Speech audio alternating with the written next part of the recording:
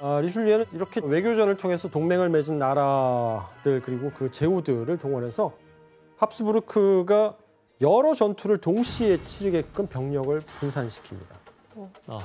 당시 전력을 한번 살펴볼까요? 전력 이제 다 없어지지 않았어? 아직도 있어? 로마 카톨릭 연합군은 이전 전쟁과 마찬가지로 신성 로마 제국 황제군을 중심으로 보헤미아 왕국, 바이에른 공국, 그리고 같은 합스부르크 가문인 스페인 군으로 구성되어 있었습니다. 반면에 신교는 아니지만 합스부르크 가문을 누르기 위해서 신교 연합군으로 이제 나선 프랑스를 필두로 수많은 신교 국가와 제후 영들이 이제 반대 측에 서 있게 되는데요. 신교가 이거 엄청 많아졌는데? 병력만으로는 이쪽 신교 연합군이 훨씬 많네요. 근데 확실히 전쟁이 진행될수록 규모가 점점 커지네요. 그렇죠.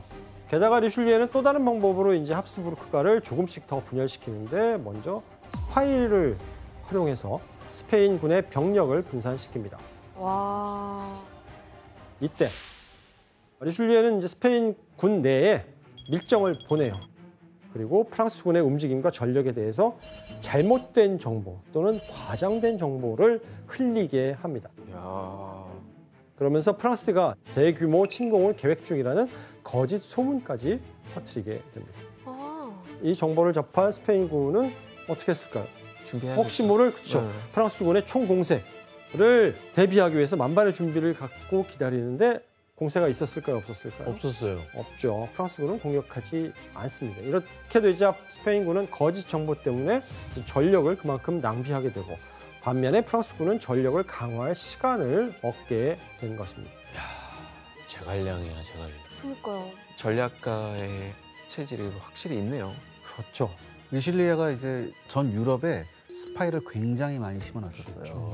근데 당시에는 외교사전이나 이렇게 하려면 그 편지를 주고받아요. 네. 편지를 주고받는데 스페인군 내부에 잠입한 이제 이 첩자들이 그 로마 카톨릭 연합군 특사들을 찾아가서 그 편지를 빼내오기도 했고요. 그 다음에 이제 편지를 바꿔치기 하는 거 이거 굉장히 잘했었어요. 속이는구나. 야, 정보가 제일 중요한데.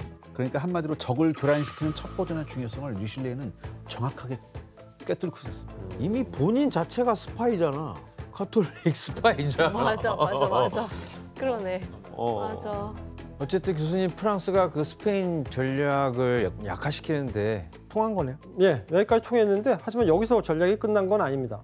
리슐리에 추기경은 이제 스페인 내부까지 침투해서 스페인의 근간을, 세력의 근간을 완전히 무너뜨리려고 기도합니다. 자, 여러분이 만약에 리슐리에 추기경이었다면 강철 발톱을 가진 일이었다면 어떤 작전으로 스페인의 내부에 혼란을 불러일으켰을까? 그 안에 또 소문 내야죠, 소문. 협박. 바로 반란을 일으키는 자들을 지원하는 전략을 쓰게 됩니다. 와.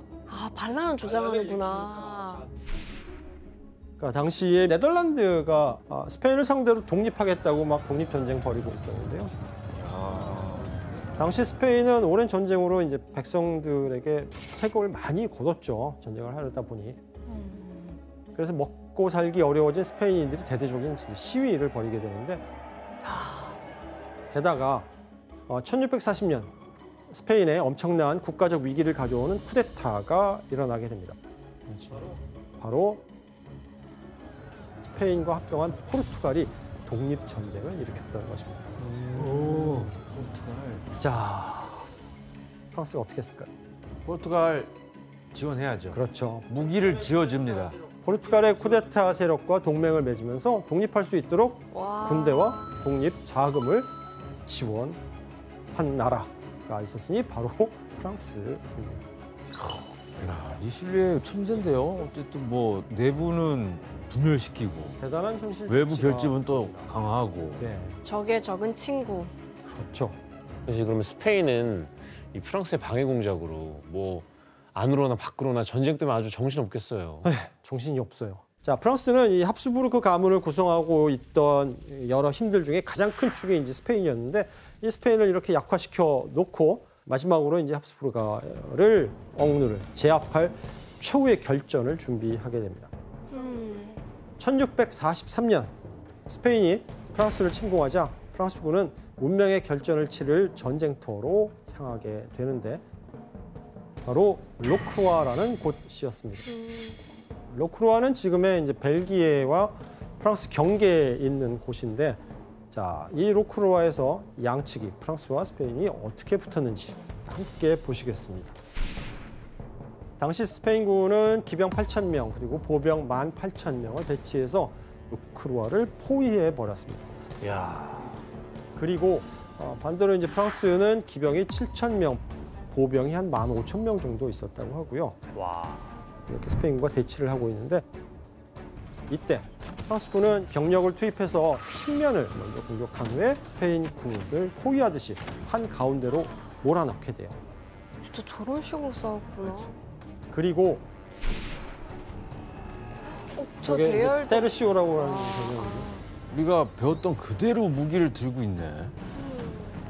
하지만 프랑스군은 이 스페인군의 전력이 흐트러졌을 무렵에 이제 일격을 가하면서 결국 스페인군을 괴멸시키게 됩니다. 와. 그리고 로크루아에서 이제 승리를 거두게 되죠.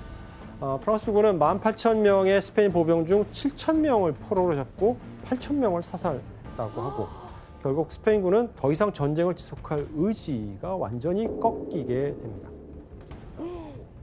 게다가 이때 스웨덴군을 필두로 한 신교 연합군 역시 신성 로마 제국 황제가 차지한 보헤미아를 침공하는 데 다시 성공하게 됩니다. 그리고 이때 신성 로마 제국의 군대는 전체 군대의 3분의 1, 그래서 절반 수준인 약 35,000명에서 5만 명 정도가 이제 사망했다라고 하고요. 와. 신성 로마 제국의 황제는 신교 연합군을 피해서 오스트리아 빈으로 도망을 해가요. 그러면서 로마 카톨릭 연합군의 전의는 완전히 이제 상실해버리게 됩니다. 아니 초반에는 가톨릭이 완전 우위에 있었는데 지금 완전 전세가 뒤바뀌었네요. 그렇죠. 사실 프랑스라고 하는 나라가 전쟁에 개입하면서부터 이 30년 전쟁의 향배는 결정되었다라고 보시는 게 맞을 겁니다.